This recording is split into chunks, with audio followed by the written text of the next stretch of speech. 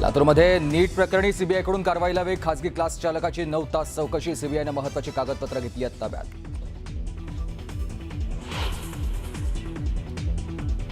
राष्ट्रवादीने 29 एप्रिलला निवडणूक आयोगाला दिलेल्या पत्रात सुनील तटकरेंचा प्रदेशाध्यक्ष असा उल्लेखच नाही.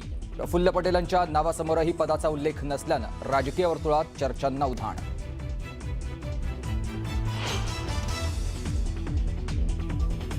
कोणत्याही पक्षात पेच प्रसंग निर्माण होत असतात, चर्चेतून मार्ग निघतो. राष्ट्रवादीने निवडणूक आयोगाला दिलेल्या पत्रावरून सुरू झालेल्या वादावर सुनील तटकरेंचं स्पष्टीकरण. ठाणे पालिकेत शिवसेना भाजपात पुन्हा एकदा खडाजंगी. महासभेत प्रश्न उत्तरादरम्यान शिवसेना भाजपात वाद. भाजप नगरसेवकांकडून महासभेच्या पोडियमवर चढून जोरदार घोषणाबाजी.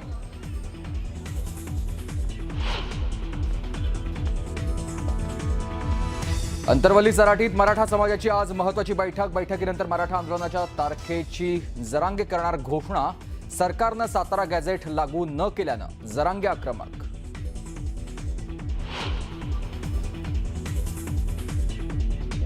पेट्रोल डिझेल दरवाढीचा फटका. स्विगी झोमॅटो ते ओला उबर चालकांचा देशव्यापी लॉग आउट.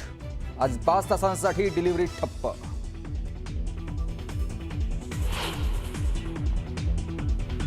नॅशनल हेराल्ड प्रकरणात आज होणार महत्त्वाची सुनावणी. सुब्रमण्यम स्वामींच्या याचिकेवर राऊज अव्हेन्यू कोर्टात सुनावणी.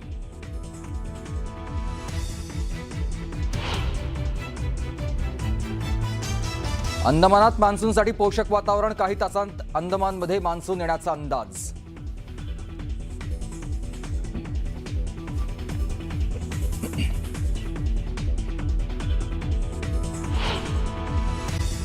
पुढची बातमी. छत्रपती संभाजीनगरमध्ये खरीप हंगाम नियोजन बैठकीत जोरदार खडाजंगी झाली. पालकमंत्री संजय शिरसाट आणि खासदार कल्याण काळे यांच्यात एका मुद्द्यावरून मोठी वादावादी झाली. यंदा मक्याचं उत्पादन मोठ्या प्रमाणात वाढल्यानं हमीभावाचा कोटा वाढवून मिळावा अशी मागणी केली जात होती आणि याच मुद्द्यावरून चर्चेचं रूपांतर वादात झालंय. वादाचा स्तर इतका वाढला की पालकमंत्री संजय शिरसाट यांनी खासदार काळे यांना उद्देशून पुढच्या वेळी बैठकीला कुणाला बसू द्यायचं ते मी ठरवेन असे खडेबोल सुनावले. या शाब्दिक चकमकीमुळे बैठकीत काही काळ तणावाचं वातावरण निर्माण झालं होतं. खरीप हंगामाच्या नियोजनासाठी बोलावलेल्या या बैठकीत नियोजनापेक्षा राजकीय वादाचीच चर्चा अधिक रंगली आहे. जर एक विषयावर जर तुम्ही 2 तास मागच्या वर्षी आपल्या जिल्ह्यामध्ये कापूस आणि मक्का खरेदी सगळे विषय मी इथे घेतलेले. आपल्याला बोलू लागलो. हे सगळे विषय या ठिकाणी घेतले. एक आमदार जर 2-2 तास आणि एक खासदार 2-2 तास बोलत असेल ना, 2 तास दोन विषय मांडले मी. ठीक आहे खासदार साहेब, ठीक आहे. असं कसं बोलून चालेल? कोणाला बसू द्यायचं कोणाला नाही तुम्ही ठरवेल. या बातमी. नीट पेपर लीक प्रकरणाची क्रोनॉलॉजी समोर आलेली आहे. पुण्याच्या मनीषा वाघमारेनं अहिल्यानगरच्या धनंजयला पेपर दिल्याचं समोर आलंय. धनंजयनं नाशिकच्या शुभमकडे पेपर पोहोचवला तर शुभमनं पुढे गुरुग्रामच्या यश यादवला पेपर दिला. यश यादवनं जयपूरच्या जमवा रामगडमधील मांगीलाल आणि दिनेश बिवालकडे पेपर पोहोचवला तर मांगीलाल बिवाल यांनी हा पेपर आपल्या मुलांना दिला. सिकरमध्ये शिक्षण घेत असलेला मांगीलालचा लेख विकासनं पुढे त्यांच्या मित्रांना पेपर विकल्याची माहिती तपासामध्ये समोर आली आहे. मात्र मनीषा वाघमारेकडे हा पेपर PV कुलकर्णींकडून आला का याचा तपास सुरू आहे. समोरासमोर बसवून कुलकर्णी आणि वाघमारे अशा दोघांची सीबीआयकडून चौकशी होण्याची शक्यता आहे.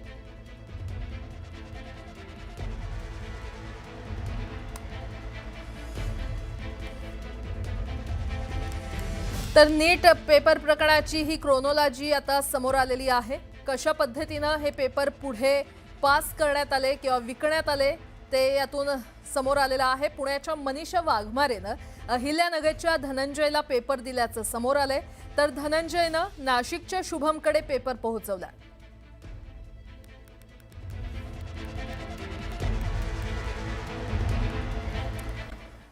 पुढची बातमी पाहूयात. विविध मागण्यांसाठी आंदोलन करणाऱ्या कोकणातील काजू आणि आंबा उत्पादकांना पोलिसांनी ताब्यात घेतलेलं आहे. एवढंच नाही तर हर्षवर्धन सपकाळ, राजू शेट्टी, शेकापचे जयंत पाटील, विनायक राऊत यांच्यासह इतर नेत्यांची पोलिसांकडून धरपकड करण्यात आली. यावर्षी कोकणातील आंबा आणि काजू उत्पादक शेतकऱ्यांचं मोठ्या प्रमाणात नुकसान झालंय. यावर सरकारकडून 22,000ची नुकसान भरपाई जाहीर करण्यात आली आहे. याच मुद्द्यावरून विरोधक शेतकरी नेते आणि आंबा आणि काजू उत्पादक शेतकरी आक्रमक झाले. आक्रमक झालेल्या आंदोलकांनी मंत्रालयाबाहेर आंबे फेकत निषेध केला। गिरगाव चौपाटीपासून वर्षा बंगल्याकडे हा मोर्चा काढण्यात येणार होता, तर पोलिसांनी आझाद मैदानात आंदोलन करण्याचं आवाहन केलं होतं। अखेर आंदोलक आणि पोलिसांमध्ये बाचाबाची झाली आणि वाद वाढत गेला। अखेर पोलिसांनी आंदोलकांसह नेत्यांना ताब्यात घेतलं।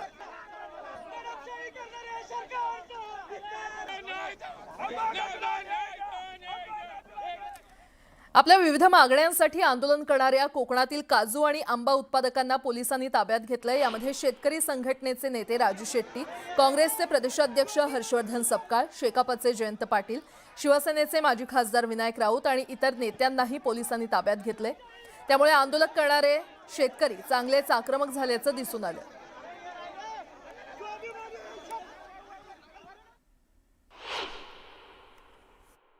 या जनरल डायरच्या अवलादीने आम्हाला इथं येऊन ताब्यात घेण्याचा प्रयत्न केलेला आहे। आम्ही कसलंही आंदोलन केलेलं नाही, आंदोलन कायदा संस्थेला कुठे धक्का लावलेला नाही। मग असं असताना आम्हाला ताब्यात घ्यायचं कारणच काय? एवढी कर्तव्य तत्परता यांच्याकडे होती तर गावोगावी खुले अंमली पदार्थांची विक्री होते। 12-13 वर्षाची पोरं आज अंमली पदार्थाच्या आहारी झालेल्या आहेत। हे पोलीस लाच घेऊन त्या ठिकाणी खुलेआम धंदे चालू आहेत। त्यावेळी यांची कर्तव्य तत्परता कुठे? अजित पवार यांच्या राष्ट्रवादी काँग्रेसमध्ये सारं काही आलबेल नसल्याची चर्चा राजकीय वर्तुळात सुरू झाली आहे। त्याचं घडलंय असं की पक्षाकडून केंद्रीय निवडणूक आयोगाला पक्षाच्या कार्यकारिणी संदर्भात पाठवलेलं आणखी एक पत्र चर्चेत आलंय। 29 एप्रिलला 2026ला पाठवलेल्या पत्रात तटकरेंच्या नावासमोर प्रदेशाध्यक्ष आणि प्रफुल्ल पटेल यांच्या नावासमोर कार्याध्यक्ष असा पदोल्लेख नाहीये।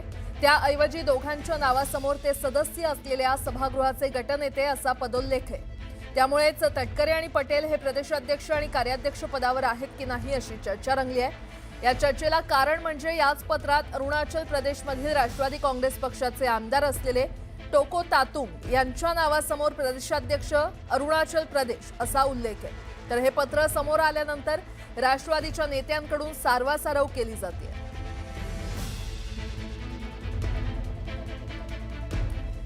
दरम्यान सुनेत्र पवार यांनी लिहिलेल्या पत्रात नेमकं काय आहे आपण ग्राफिक्सच्या माध्यमातून पाहूयात।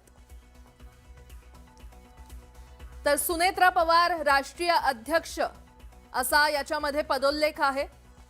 त्यानंतर प्रफुल्ल पटेल यांच्या नावासमोर राज्यसभा गटनेते असा उल्लेख आहे। सुनील तटकरे आपण पाहतोय तर सुनील तटकरे यांच्या नावासमोर लोकसभा गटनेते असं नाव आहे। त्यानंतर टोको तातुंग अरुणाचल प्रदेश प्रदेशाध्यक्ष आमदार असा पदोल्लेख त्यांच्या नावासमोर आहे। तर पाहिलं पण हे एकच पत्र नाहीये, तर यापूर्वी फेब्रुवारी महिन्यात देखील सुनेत्र पवार यांची पक्षाच्या अध्यक्षपदी निवड झाल्यानंतर निवडणूक आयोगाला पाठवलेल्या पत्रातही पटेल तटकरे यांच्या नावासमोर कुठल्याही पदाचा उल्लेख नव्हता। आपण ते देखील पत्र पाहूया। तर सुनेत्र पवार यांच्या नावासमोर अध्यक्ष असं उल्लेख आहे। त्यानंतर प्रफुल्ल पटेल यांच्या नावासमोर कोणताच पदाचा उल्लेख नाहीये, पदोल्लेख नाहीये। सुनील तटकरे यांच्या नावासमोर देखील पदोल्लेख नसल्याचं पाहायला मिळतंय। तर शिवाजीराव गर्जे यांच्या नावासमोर खजिनदार असा पदोल्लेख आहे। दरम्यान येत्या आठवड्यात अजित पवारांच्या राष्ट्रवादीच्या प्रमुख नेत्यांची बैठक होणार आहे। सुनील तटकरे, प्रफुल्ल पटेल यांच्या बाबतीत सुरू असणाऱ्या चर्चांबद्दल बैठकीत चर्चा होणार असल्याची माहिती मिळते। माझा गेला 42 वर्षाचा राजकीय प्रवास हा खूप मोठा आहे। आज पक्ष दादांच्या निधनानंतर आम्हाला मजबूत करायचा आहे। अशा वेळेला बहिणी पक्षाचे प्रमुख नेते एकत्रितपणे बसून आम्ही त्याच्यातला मार्ग काढू। आमचं धोरण NDA मधलं आहे। NDA आम्हाला मजबूत करायचे आहे। राष्ट्रवादी काँग्रेस पक्ष अधिक मजबूत करायचा आहे। त्यामुळे प्रभुभाई असतील, मुश्रीफ साहेब असतील, धनंजय असतील, दिलीप वळसे पाटील असतील, भुजबळ साहेब असतील, सगळेजण आम्ही एकत्रितपणे बसू। अनेक वेळेला वेगवेगळ्या पक्षात राजकीय काही घटना घडत असतात, पेच प्रसंग निर्माण होतात, चर्चेतून त्याच्यातला मार्ग निघत असतो। आमच्या सर्वांचं उद्दिष्ट एक आहे। त्या उद्दिष्टाची वाटचाल करण्यासाठी आम्ही सगळेजण एकत्रितपणे बसू, लवकरच बसू। सुनील तटकरे साहेब प्रदेशाध्यक्ष आहेत का नाही हे अद्याप स्पष्ट होत नाही. निवडणूक आयोगाला जे पत्र होतं त्यामध्ये फक्त ते आमदार आहेत अशा पद्धतीचा उल्लेख, खासदार आहेत अशा पद्धतीचा फक्त उल्लेख नाही आहे. आमची जी केंद्राची जे आमचं ऑफिस बेरर आहे त्यामध्ये त्यांचं आहे, तो ते आज तरी प्रदेशाध्यक्ष आहेतच. येत्या आठवड्यात अजित पवार यांच्या राष्ट्रवादीच्या प्रमुख नेत्यांची बैठक होणार आहे. सुनील तटकरे, प्रफुल्ल पटेल यांच्या बाबतीत सुरू असणाऱ्या चर्चांबद्दल बैठकीत चर्चा होणार आहे. तर राष्ट्रवादीमध्ये सुरू असणाऱ्या कथित अंतर्गत कलहावर देखील खलबतं होणार आहेत. तर कोणत्याही पक्षात पेच प्रसंग निर्माण होत असतात, चर्चेतून त्यातून मार्ग निघतो असं स्पष्टीकरण सुनील तटकरे यांनी दिलंय.